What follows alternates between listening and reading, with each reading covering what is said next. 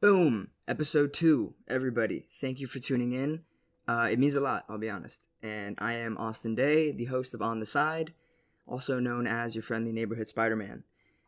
Today, our episode was with Ben Rubin, who at time of release is quite possibly running the New York City Marathon as we speak. So that's actually why we try to turn this one around pretty quickly, so you guys, it could be relevant and all that kind of stuff.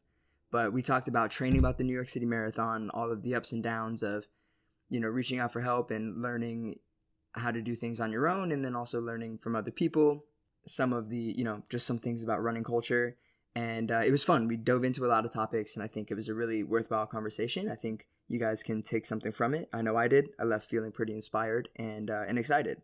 So also, I did want to mention that the charity that Ben was working with that he referenced is called NAMI, National Alliance on Mental Illness. It's NAMI.org.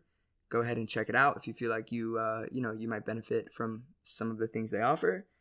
Don't hesitate on that kind of stuff. But that is it from me. Episode's going to start in just a couple seconds, so let's go.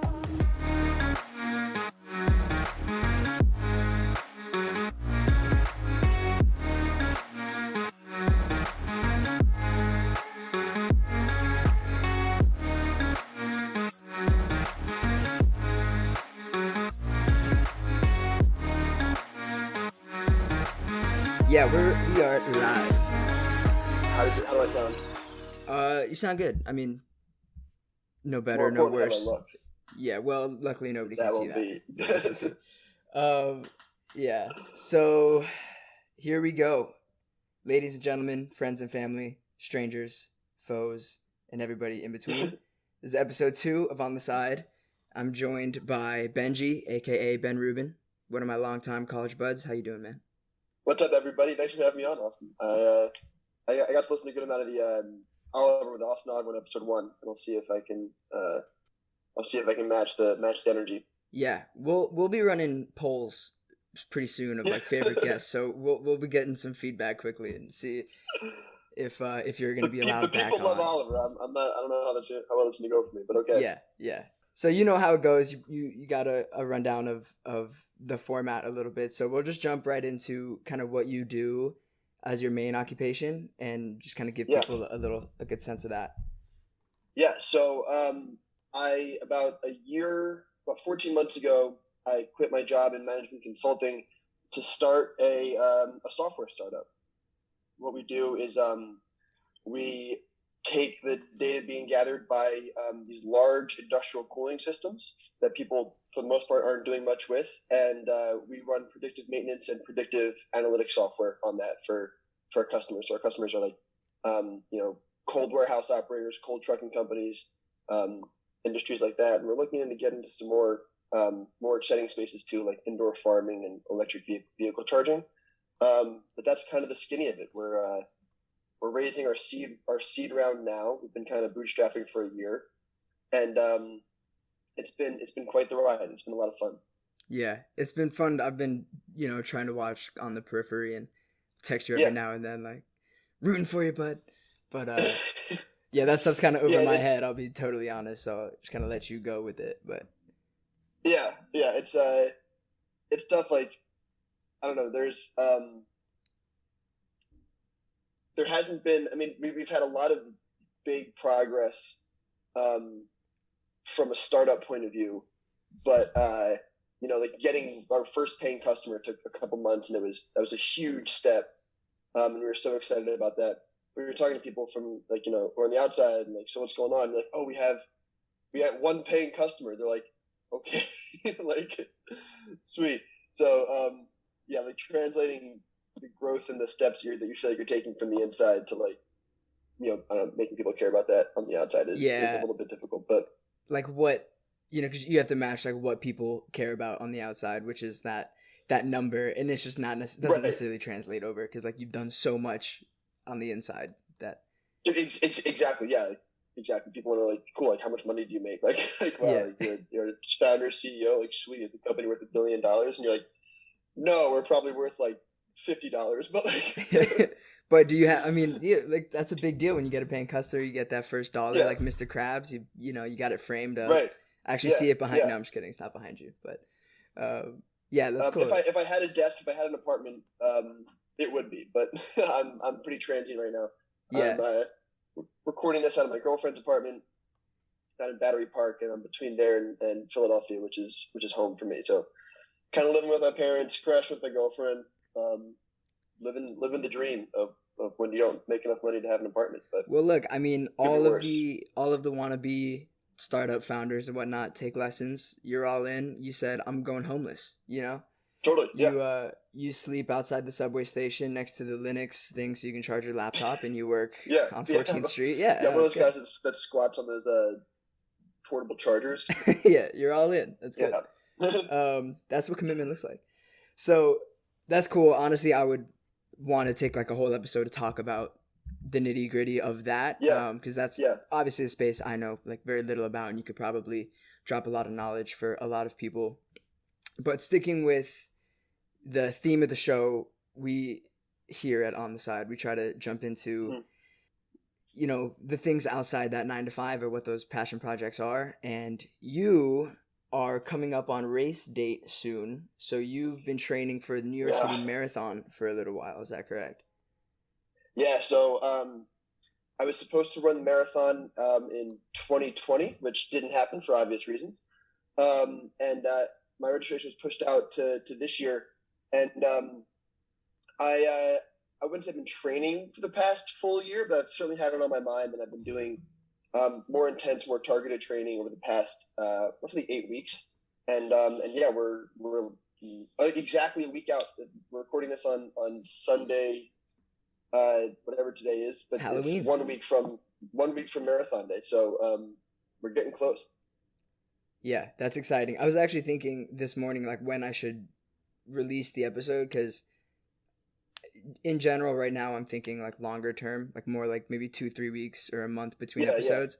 But I was like, oh man, maybe like it's coming up so soon, maybe I drop it like on race day. On race, if you can turn it that quick, I'm sure there's like a good amount of post that kind of goes with these kind of things. But yeah, that'd be fun. Yeah, so running's, I mean, I'm a runner ish, not right now because of my knee, but my well, and your crutches, yeah.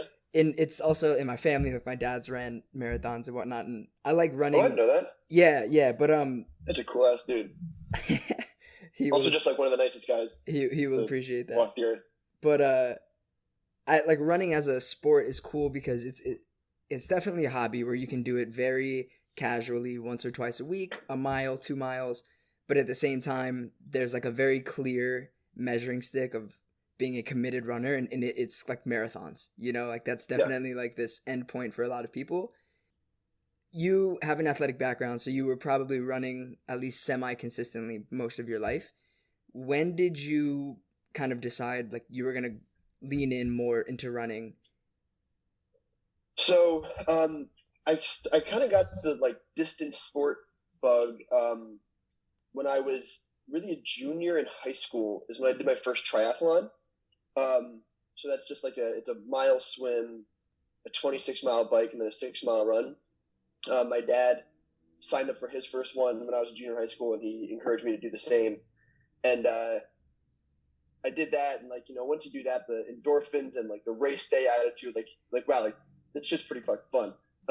And I realized that if I wanted to keep on doing that, you know, being an athlete, you kind of want to keep on pushing the limits. And after doing the triathlon, I was like, you know, I would like to do an Ironman one day, which is like it's like a 2 or 3 mile swim, like 100-something mile bike, and then a full marathon. And I was like, well, first step would probably be to complete a marathon, so I know I could at least do that. And then time passed, and you know, balancing. So I did a few more triathlons, but balancing that kind of training with wrestling. I was wrestling in high school and then in college for a little bit. I wasn't really focused on that level of training where you're doing really long distance running and eating a ton and carb loading. Like my training was a little bit, you know, obviously much more wrestling focused. And then after I had a bunch of shoulder surgeries and I had to quit wrestling in my sophomore year of college, that like my competitive appetite was still there, and I had this big hole in my life where I had nothing, I had nowhere to direct that energy. And as you said, like running is the way that is what you can point that towards. I mean, like it's a hobby that I had, and I was able to do that obviously while my shoulders were recovering. And you start to run more and more and more, and then you get competitive with yourself. And it wasn't until I guess like a few years after that, obviously, that I finally got built up the courage to run the marathon. Watching our friend and my old roommate Matt Ulau run it 2 years ago was a big point of inspiration. He's always inspiring me in every asset of life, but or facet of life. But seeing him run the marathon, realizing that like it's totally doable, really was a big inflection point for me. Okay, yeah. Hopefully the people will get to know Matty Ulau here soon as well. I want to get him on. He's a must-have guest, man. Yeah, about passion projects on the side, like yeah.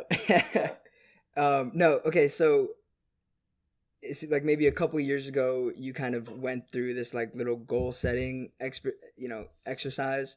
Was it okay, I'm gonna run the marathon because you said that's a smaller component of the Ironman the Ironman, so I'm gonna build up to it, and you said okay, step 1 marathon, and then let's work backwards. I'm gonna train XYZ amount. Is that kind of how the process went for you, or? Sort of. It was more that goal of an Ironman is really still more like kind of pie in the sky. Like one day I think I'll be able to do that. And I just know that I couldn't do that without taking these kind of smaller steps. And one of the reasons why I chose to start with the marathon rather than like making sure I could, swim 2 miles without drowning or bike 120 miles without like my legs falling off is the lore of the New York City Marathon is obviously like, kind of sexy and cool, and it's attractive to do that for that reason. But also the charity component attached to it. I've been, which one, I'm sure we'll get into this a little bit. I've been getting involved with an organization called the National Alliance on Mental Illness, NAMI. And I was doing some volunteer work for them, and also sort of realized at the same time that they had a charity marathon team, and that I could raise some money for them and then run with the NAMI jersey on. And all of those things together made me realize, like, okay, like this marathon is something that I want to do for my own personal, like, athletic and competitive goals, but also because it was just a really good way to combine my interest in athletics and competitiveness and mental health advocacy as well. Yeah, that's cool. I didn't actually know those two things kind of converged to be like the real catalyst. I thought that was kind of like attached in at the end. I definitely want to dig into that a little more. But first, so you said you initially registered in 2020. So I guess you've probably been working with this with NAMI for maybe 2 years now? About 2 years now. Yeah, I guess. Well, yeah, about a year and a half. Okay. Yeah. So about a year and a half ago, what is that? That puts us at like maybe May of 2020. So you'd be about. Oh shit! Does it really? So so they're closer to 2 years. God, time during the pandemic. Shit, 2020. Jesus. So about 2 years. Definitely. 2020 is a black hole. But yeah, so I started working with them just before the pandemic started. Okay. I've been lucky enough, I guess you could call it lucky enough, to see like a few people training for the marathon and like what that process is. Like some people I used to work with, Matt, my dad, yada yada. Mm-hmm. I've seen people take very different approaches to it. Like they'll run. Some people I've seen and heard, like they won't go over like 10 or 12 miles. They just do that maybe like 2 or 3 times a week at like their peak, and then just get it all out on the marathon day. I know you've done something a little bit different. Can you talk about what your progress in training was, kind of from when you first started? Were you logging 4 or 5 miles and then you progressed down the road to 15, or how does that look for you? Yeah, I did a pretty, what I think is a pretty traditional approach. I say that without really having a good like sample size of what's traditional, but I started out with like shorter to medium, like 8 weeks ago when I really started like a focused training program. It was like my short to medium. I would do a short run at the beginning of the week. That was like 2 to 3 miles. Something that was like very much in my wheelhouse that I would do any Monday or Tuesday. And then around Wednesday, Thursday I would do a medium run, which would come in around 5 or 6 miles, and then my long run week 1 was 10. So I did 2, 6, and then 10. I think were my short, medium, long runs. And that week 1. Okay, I'm gonna try to chop this up a little bit. So you have like an 8-week system. That's really what you're. So yeah, it turned out to be an 8 weeks. Like I came back from a trip 8 weeks before the marathon started, and I just decided like when I come back from the trip is when I really take it seriously, and that just happened to be 8 weeks. So like, all right, and it's funny. I was never having trained for a marathon before. I got back from this trip and I Googled like, what does an 8-week marathon training program look like, and all of the links that came up were like, so you waited till the very last minute to train, like you're not totally fucked yet, or like, is 8 weeks, like should I quit if I haven't started training and it's only 8 weeks away? And I'm like, oh god, like yeah, hopefully it'll be okay. So I'm surprised. Yeah, 8 weeks seems a little short. Yeah, but yeah, it was. But it's also, I think some of the people, a lot of people who do this, they need a longer lead time. Maybe because like you're an active guy, right? So your baseline is definitely a little higher than like just your standard individual. So because week 1 you logged almost 20 miles. That's like a solid number to like get to start at, Yeah, and like marathon training aside, my longer runs that I'll go on if I have like it's a beautiful day on a Sunday night at the time. I have a baseline of being able to do between like 10 and 12 or up to 13 pretty comfortably. So I felt pretty good about that. Yeah, you're definitely an anomaly in that sense, where like a casual week you can log 20 miles, like that's nothing. So it wasn't a big step up for you. Okay. So I felt pretty good about that. And then the 8 week program is basically just like those short medium. It was the same pattern of short run beginning of the week, medium run midweek, long run on the weekend, and they would just get progressively longer. So in the following week I did like 3 to 5 miles for my short run, and then like around 7 to 10 for my medium run, and then I was doing like 13 for my long run, and then up until 3 weeks before the marathon, so 2 weeks ago today, I did my 20-mile long run, and that was the longest run I was going to do. I did before the marathon, and then I went into these 3 weeks of what we're calling taper, which is just like running maybe 50% of what I do in a typical week. So I did a 10-miler yesterday or 2 days ago, and that's probably the last I'll run before the marathon. But it was when the miles go up in such an incremental way, the training wasn't too bad. In fact, it was really fun to like kind of have like practice again. It's been a while since I've had practice. Yeah, yeah, and I had to drag myself to practice. Like that's what it felt like. Yeah, you had like that routine, that scheduled regiment. Yeah. So you said you came back from this trip and you just started Googling. Was there like a specific runner's journal or something, specific place that you went for insight? Yeah, I think it was actually like Women's Running Magazine or something that had the one that I used. Like it's 2021. I'm not gonna act like that's like can't use that one because it's a freely available, like easy to read PDF, and I was like, this is it. Like this, it kind of told me like what I wanted to hear too. It wasn't like it was like you can do a 20-miler. You can also stop at 16 if you want. And I was like, all right, I like this. Like yeah, this one seems agreeable. But I just found it online. I mean, there's so many resources out there.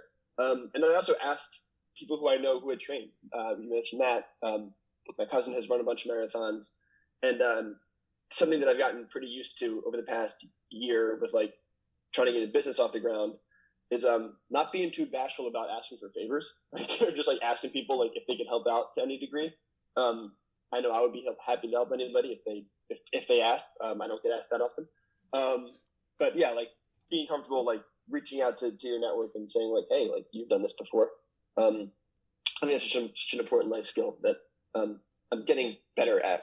Not so great at yet, but yeah, I mean that's a hard thing to develop. I think, especially a lot of times, we go through stages where like we want to at least appear like we know what we're doing or an expert in some sense, and like the vulnerability of being like, hey, should I run 6 miles or 8?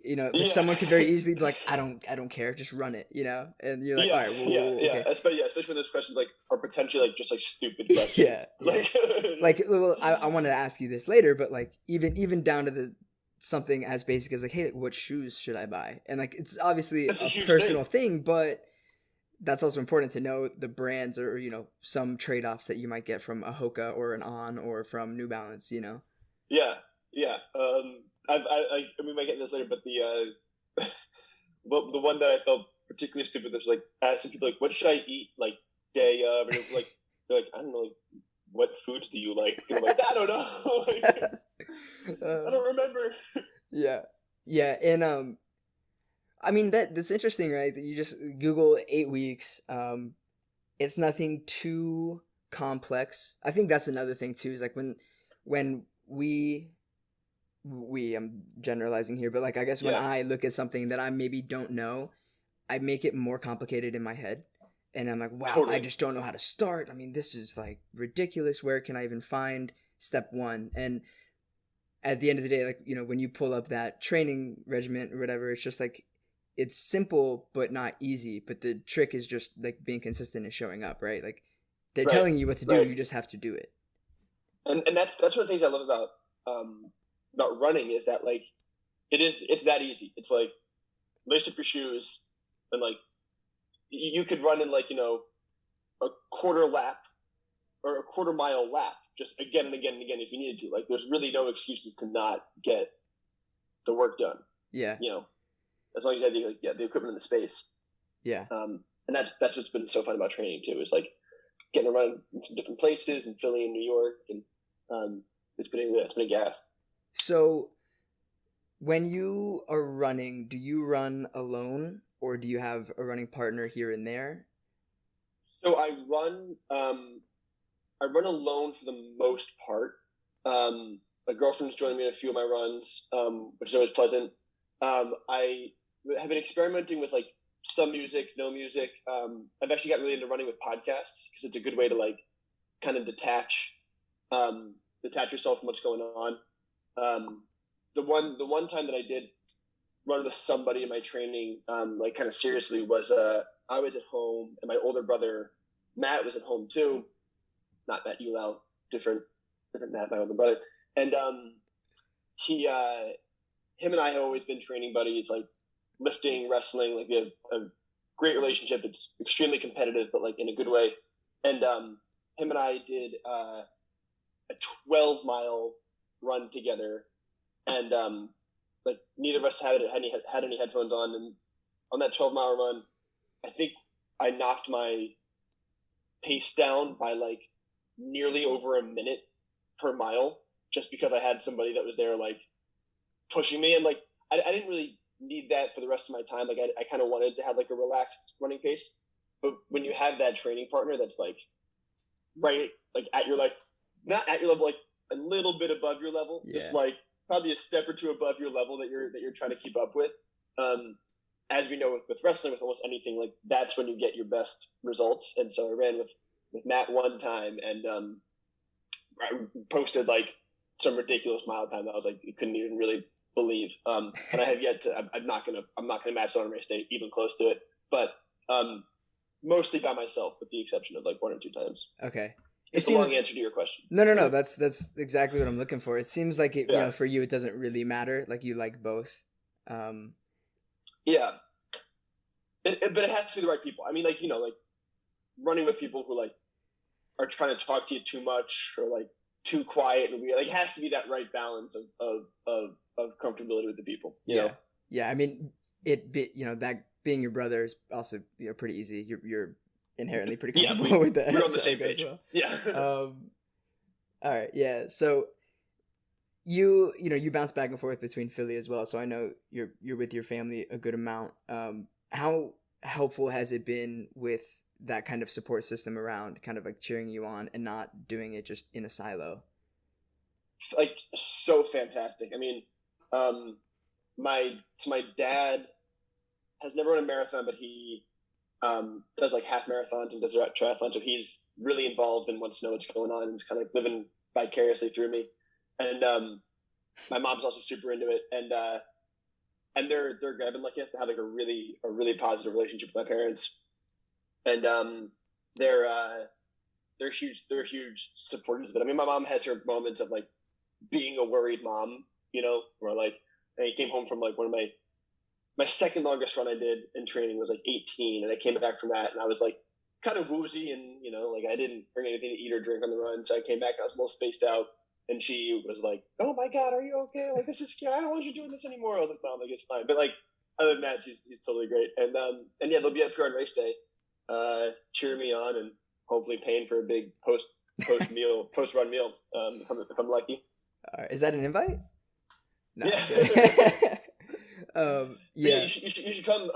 You can hobble your way around the city. You should try to. I don't know what we're gonna do for the finish line, because you always telling me, Matt. You always telling me that you're never allowed to be around the finish line for the marathon. But we also understand that because of COVID, they're like blocking it off even more. So I think I'm gonna have to meet my parents, my brother, and whoever else wants to be there. At like we're gonna have to pick a bar or a coffee shop on like the Upper West Side. And yeah. Just, like, rendezvous there. I actually got to go a couple years ago. Some of the people I worked with at the time were running it, so me and like another coworker, we went just to support. We had like passes or something. I think one of our clients like was a sponsor, so we got like in. Cool. But it was the same year Matt did it, and if I remember correctly, you just kind of like picked a street corner. Like if the finish line's on like 57th Street, you're just like 58th and Madison, and you just meet there. Yeah, I'm gonna direct my whoever's in my support group to like, probably go somewhere where there's like a cafe and a bar within a stone's throw of each other, and I'm either gonna want like a giant iced coffee after the run, or like an entire stein of some cold beer, and I don't know which I'm gonna want, but like I would like to have my options available. A hand, and you get some donkeys in the left and a nice Hofbrau in the right. No, that's cool, and I think that's nice about the support system thing. Actually, so Oliver, who's on episode 1, we were having this conversation a long time ago, and he said something that like, it's funny, but it always kind of stuck with me. He was like, you gotta kind of let people root for you, like they're gonna, people want to support you, you just kind of gotta let them. So it's like having, letting those people know what you're aspiring towards and doing it, and having them like see you train for it. They get behind you when you're doing it. It gets momentum. I love that, because like that's so much harder than it sounds. Like, I don't know, this might not be true. I think this is true for most people. I know it's like it's easy to give it out, that like kind of support, and like but it's almost like, it's pretty uncomfortable to like have people in your bit, like, because both like for maybe being shy reasons, but also like the more people you have rooting for you, like the bigger of a deal it feels like if you fuck up or fail, like if I didn't tell anybody I was running the marathon and I go out there and I like bail out after mile 13, then like nobody knows. It would kill me, but like nobody would know. I've been like posting about it on Instagram and like raising money. Like if I don't finish this and do it well, like maybe a lot of upset people out there. Well, potentially, like that's what it'll feel like, at least. So that's like that's pretty freaking insightful, man. Like letting people root for you is not easy. Yeah, I agree with what you said too. Like it's definitely easy to give it out. It's very hard to accept it, because you just want to like deflect. You're like, nah, get out of here, get out of here. Not me. Root for somebody else, right? I don't want that pressure, but maybe you do. I don't know. It's one of those things too. Like once you, I don't know. All right, cool. So good little side tangent there. But so sticking with the running, you running partners, you kind of go dolo most of the time. A little bit of help here and there from loved ones. What as you've kind of upped your training, I think when you're just running 2, 3, 4 miles, you can have like kind of any running shoe. You can kind of eat anything. But as you get a little more targeted and like tailored in your approach, what kind of things did you add to your training, and what kind of, I guess, materials, like shoes, stretching routines, like bands, what kind of stuff did you introduce? Yeah. So, as far as like, I'll start with the auxiliary activities. The biggest difference I've noticed on how I feel when I run is if I did yoga the day before or 2 days before the run. If I can get like a 45-minute flow in the day before a run, versus just going into it cold, absolute night and day difference. Because like when you're running longer distances at a much slower rate or slower pace, your lungs aren't the thing that go. Like your lungs are usually okay, at least mine are. It's like your hips and knees and ankles and like the joints that really start to bother you. And warming those up, loosening those up has made the biggest difference. As far as shoes go, yeah, I caved and I bought a pair of, there's no video here, but I got these new Nike, these like Nike Fly Knits. Yeah. And, I will say that they are like pretty expensive. I will also say that my parents bought these for me. But they're pretty incredible. Like they're like the ones that just came out this year, and they're pretty nuts. So like if you have the means to check them out, like definitely check them out. I was running on like Brooks trail running shoes, or on running trail running shoes, which are meant to be like rugged and like stomping through the woods. And this is my first ever like road running shoes, and they're just so light and so incredible. So like, and they have made a big difference. Last thing I'll say about equipment or like bringing stuff on the run is bringing water on your run. So simple, but I would never do it. Like I remember carrying a water bottle. So like I have these like running tights that have like pockets on the side, and I have mini water bottles, and I'll bring one or two of those with me.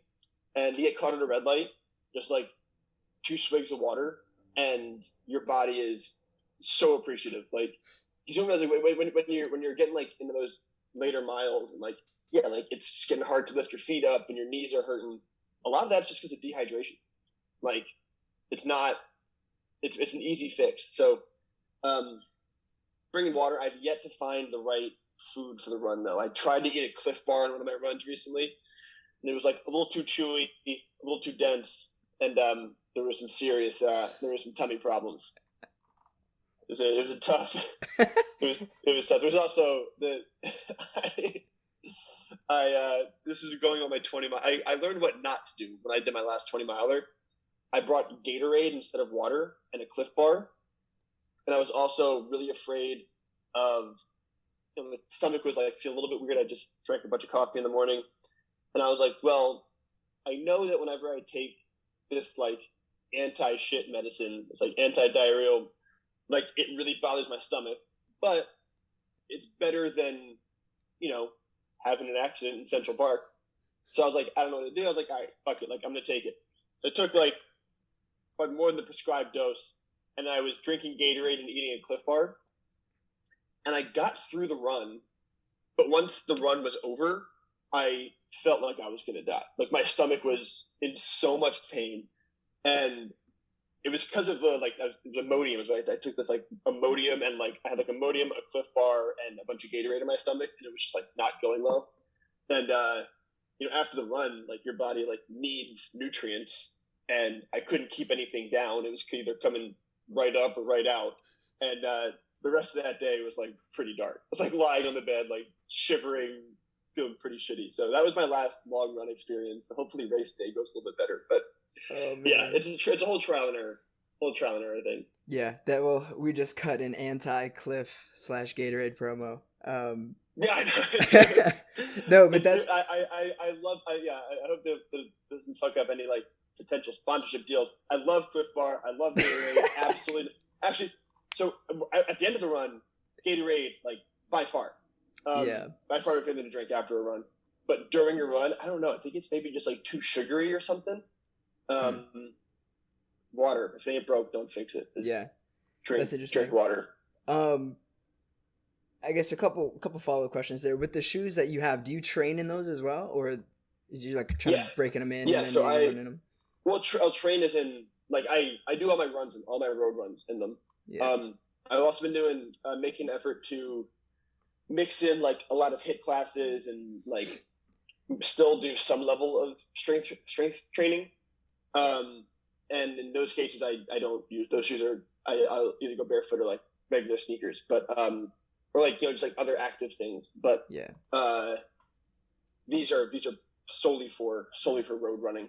Yeah, if I'm not mistaken, those are the ones that like the guys who win the race wear. Like those are like the ones that like all of like the Kenyans wear. Yeah, like, these are like people who like think that they have a shot at like like winning the marathon. You're right there, dude. Like yeah, like I was saying, like when I was stressing about my times, because like I have like a certain goal set for like what I want to finish in, and like what I think my best time can be versus what like probably worst case scenario is. And I'm looking at these times and looking at how many people in the race. I'm like, if I run the best race of my life, I'll come in 2,000th place.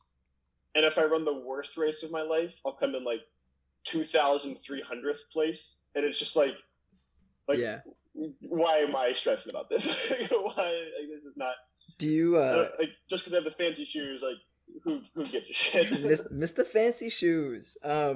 I don't know if you've read. If you haven't, I should give you this book. But it's called Tools of Titans. Are you familiar with like Tim Ferriss? I've never read it, but like, I know it's super popular. People love it. Yeah. Yeah. So it's like a bunch of like small stories with just kind of like inspired this. They're just small stories with people who do things. I don't remember the guy, but he was telling this story of how he would bike. I think it was the Santa Monica Pier or something, and so he would take like a daily bike and he would do it hard, and he would time himself every time, and so he would do it for months on end, red face, like sweating heavy, and he was timing himself, and he got like 45 minutes or something was like his average time. Yeah. And it started to become a bear where he was like, oh, like I know going into it, I really got to push myself to make this time, and started to like not want to do it, and so then I get, he tells the story. It's like, all right, so then I just stopped trying to push myself, and he did it, and his time was 47 minutes. So he was like, I'm like stressing myself out and making me almost hate this activity over 2 minutes.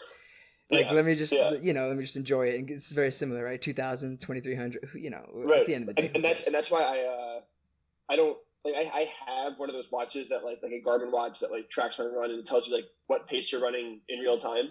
And I've chosen not to wear that while I train because it's just going to stress me out. Like I run at the rate that feels comfortable and right. And sometimes, and like, I'll eyeball what time it is when I leave, and then I'll come back to the apartment or my house and I'll be like, okay, this many miles and this much. And I'll know my mile pace at the end of the run. And sometimes I'm like, oh shit, that was really fast. And other times I'm like, oh shit, that was like really fucking slow. Like, geez. But like, it never feels that different to me when I'm running. It's just like, like run at a comfortable pace. And for that exact reason you just said, like, I want to do this. I don't want this to be like a bear. Like, I don't want this to like suck for me. So go out there and just like, putz around for a little bit. Doesn't need to be fast, but it's been a great way to kill time and to been good for my mental health too, for sure. Yeah, running's one of like the great escapes, right? You just absolutely. If you're taking a loop, you can't really get there any faster or any slower. You can't really do anything else while you're that is the sole activity. That's good.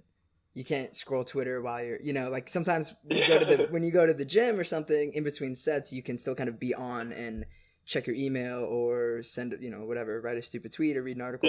While you're running, you really can't do that. Like you're running. So I guess it's kind of a little backwards because you applied and were accepted in 2020 for the marathon. It obviously got pushed back. What did the application process look like a couple years ago? How did you go through that? So you identify, like, on the New York Roadrunners page for the marathon, there's all the charities that you can sign up for, because the ways to get in the marathon are you either run 9 New York Roadrunner races over the course of a year, and then you can do the marathon. You're automatically into the marathon, so you like just do smaller, like 5Ks or 10Ks throughout the year. You can qualify, which like you're running like 5-minute miles for the whole time, which is like nobody. Or you can get in on a charity team, and there are pre-registered charities with the New York Roadrunners. Each one has a different application process and like amount that you have to raise. but you scroll through like the associated charities. I think it's fairly competitive because like everybody wants to do it, and you find the one that resonates most with you, or if you know that there's one that you want to do. I knew I wanted to do the NAMI one, the National Alliance on Mental Illness. So that application was basically like, how did you hear about NAMI? Have you done anything with NAMI before? Why is mental health important to you? Things of that nature. And I had been, like I said, I had been working with NAMI for a few months at that point, doing some volunteer work. So I had like pretty deep experience. I didn't know anybody within the organization that could like help me get accepted, but I just like knew about the mechanics of the organization. I was able to show that like this is something that I care about, and I got in. And then it was the only one I applied to. I think people typically apply to a few if you don't have like a really strong connection to one. But I felt like I had a pretty good shot at this one. So yeah, and then once you're in, you have to raise. Then you're on the hook for raising the money. For us, I think the amount was like $3,500. And you give them your credit card information beforehand, and whatever you don't raise, they just swipe your card for. So like you're pretty incentivized to get your shit together and raise the money. I did not know that. That's pretty funny. Yeah. Are you good to go? I almost wish we were recording this like a month ago so we could run a promo and get those numbers up. But I'm actually $28 away from my goal, which we'll get there. Yeah, I feel good. So, I don't have 28 for you, but maybe 27.50. You're off the hook. Okay, cool. That's it. So 3,500, is that an even number across the board for any like entry level, I guess, charity that you want to associate with? No, so I thought it was. I have a friend who's running for, I forget what charity she's running for, but she has to raise $5,000. There are others that have to raise like 2,000. So it varies. I think it depends on the size of the team. I think the team has to bring in a certain amount of money, and it just depends on that number divided by the amount of people that you have running. Yeah. How did you raise the money? So that was hard because, like, as I mentioned before, like, getting better at like asking people for favors and like, just asking people, not even for favors, but asking people for guidance and things like that. But asking people for money is a whole different animal that like it still like kind of makes me squirm. But I started with my like immediate friend, like my friend group, friends and family. Put it in a group chat, and I was like, "Hey guys, like I'm doing this thing. Would really love any kind of support." And people were really supportive. They were like, got like a good amount of groundwork from that. And then eventually I did go to Instagram and I did a few posts. And I think what was important about doing the post on Instagram was including at least a part of my story and why this is important to me. If I just said like, I'm running the marathon and I need to raise $3,500, like, could you please donate? That probably wouldn't have gone as well. I did a little spiel on like what NAMI is. They helped me, get over, some pretty serious episodes of depression and anxiety in my life. And like, I can assure you that the money that's donated does, amazing work for people, especially people who are in like, underserved areas. And that really resonated with people. I think that like being a little bit vulnerable about why you're raising money and about why this is like an important cause helped a lot. And like, yeah, that's not easy, especially, I don't know, like it doesn't, I'm not really in that kind of thing of like oversharing on social media. Although I kind of am when it comes to like dumb shit. Like I have post like half naked pictures of myself and like, like attention seeking things in that regard. But when it comes to like being real and like actually like vulnerable and like putting yourself out there like that's never really been super easy for me. Yeah, that makes a lot of sense, and I think a lot of people would kind of resonate. That would resonate with a lot of people. That kind of half joking way of approaching social media is I feel like how most people are, and then when you have to be completely serious, people shy away from it and don't want to do it. But right. So, I mean, I would love to. Try to shine a light on NAMI and what it is that they do. Yeah. What is like, how does that organization kind of help in the So mental wellness space? so NAMI, they're mostly like they're basically mental health resources for anybody and everybody that you can need. They have family resources, they have young adult resources for kids and older folks. I got involved with them through the Ending the Silence campaign. Ending the Silence is basically their program where they go around to like high schools and colleges and kids in that kind of teenage to early 20s age group and do the whole "it's okay to not be okay" speech. And the organization will go, and somebody who works there full time will give the talk about the statistics and like the warning signs of struggling with mental health, and then they'll have somebody who they think would resonate with the kids give their story of dealing with mental health. And mine's it's usually like a 30-minute presentation, but in the 2-minute version is being in a growing up in a community that was like far from underserved, like growing up in like a white picket fence loving family kind of environment, and then going to NYU and being involved in athletics while also dealing with depression, anxiety, and mental health problems is something that's oftentimes overlooked, because that quote unquote struggle isn't nearly as traumatic as a lot of the other mental health stories that you hear about. There's not like drug abuse, there isn't like harming oneself or like so it's but like going to I used to go to like well-to-do high schools in the New Jersey area and be like, listen guys, like depression affects everybody, here are your resources, here's my story. And anyway, so I was doing that for a while, and it's great. Hopefully you reach at least like one kid when you do these presentations, but also from a selfish point of view, it's like pretty therapeutic for me to go and like talk about my experience and vocalize that. It's like almost a form of therapy. And then if we resonate with somebody, which hopefully we do, and I think usually we do, we have follow-up sessions where like kids can reach out to NAMI to talk about how do I find a therapist, or how do I do basic mental health check-ins on myself and on my friends. And it's a great organization. I work mostly with the Philadelphia chapter. I'm running for the New York chapter.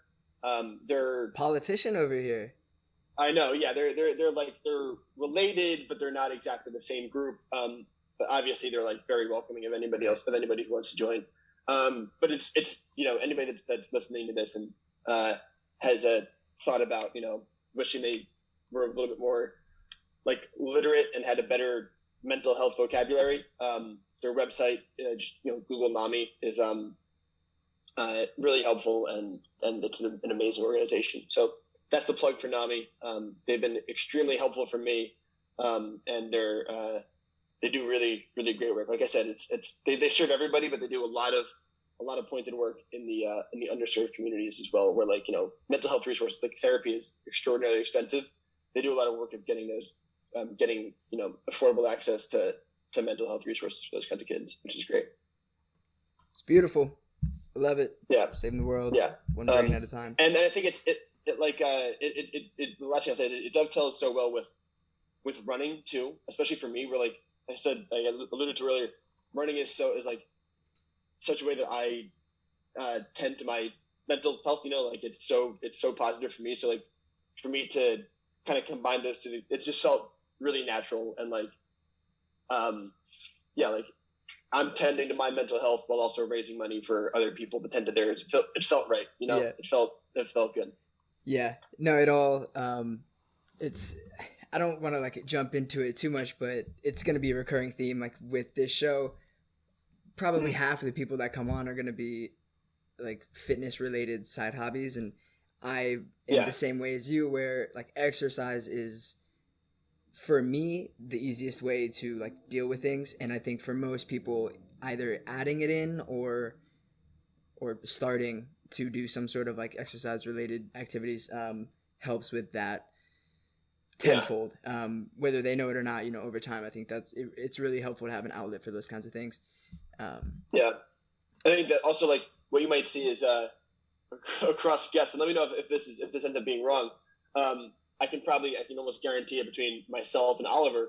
Like when you have like a fitness, side passion that you're like pretty crazy about, odds are pretty decent that like, got some screws loose somewhere. Like you're battling through something. Like if your idea of like, winding down on a Sunday is like running 20 miles, or Oliver like, lifting fucking thousands of pounds, like we all kind of deal with this, like, being college athletes, like chances are like you're working through something, and like there's something that you're battling. So there's probably going to be it's definitely true for me, and I would imagine it's going to be pretty consistent with some of the other guests on the show too. Yeah. I'm hoping, over time there will be some growth and expansion beyond, the immediate network. But I was talking about it with the guys yesterday. It's like the majority of people right now that I kind of have lined up are, one, we met almost directly through wrestling, which in and of itself means you're kind of crazy.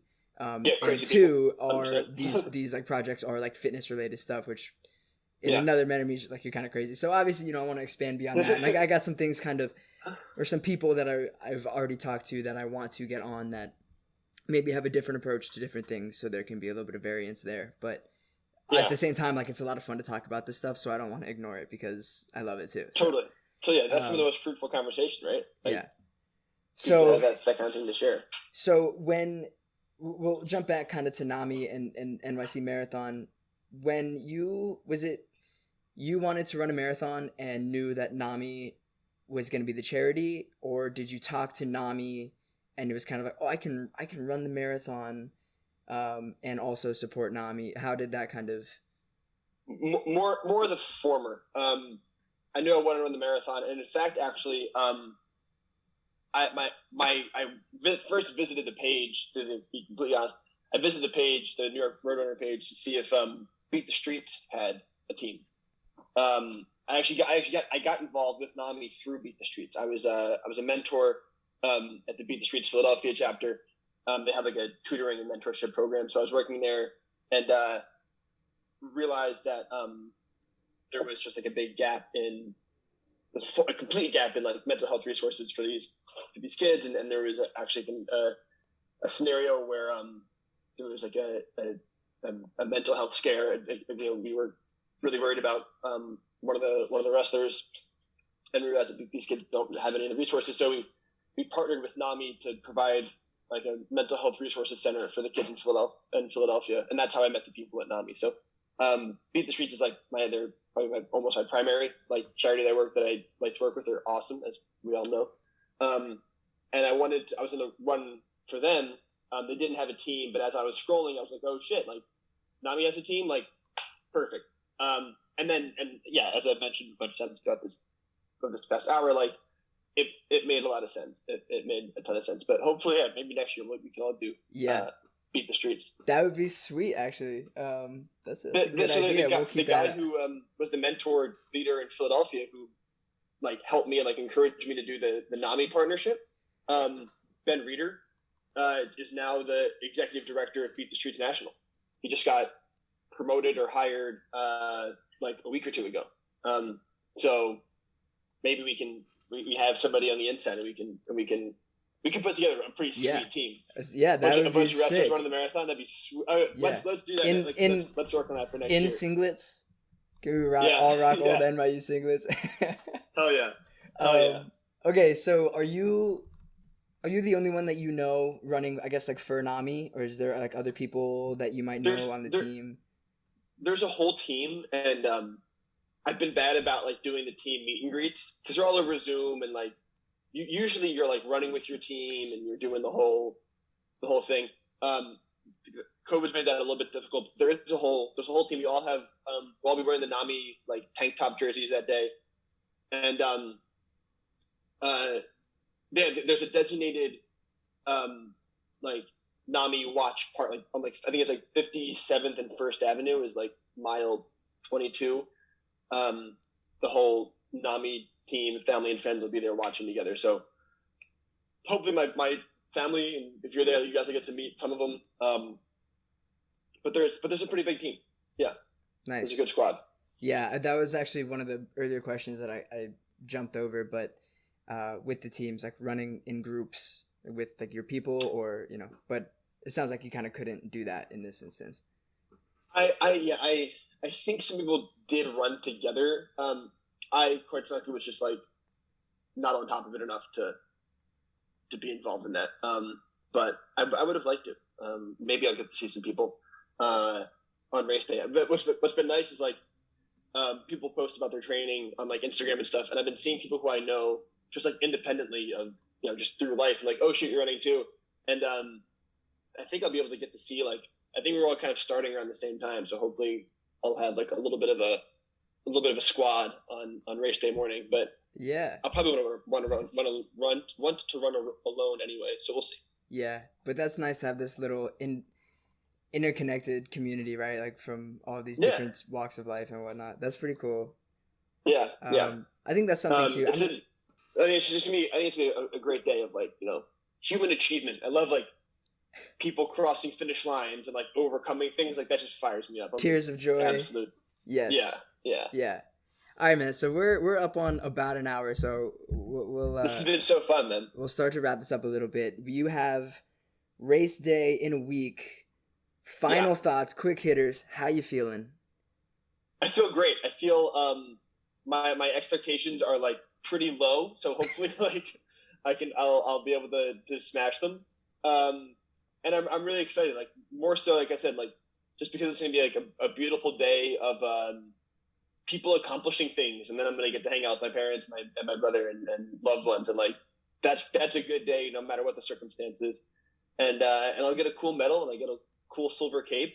But I'm really excited. I think nerves will set in at some point, but like feeling psyched about it right now. Yeah. Really psyched. Yep. Well, I won't ask you to throw a time out there because that would kind of counteract most of what we just talked about. So slow. Good. Slow to very slow. Yeah, but hey, you're doing it.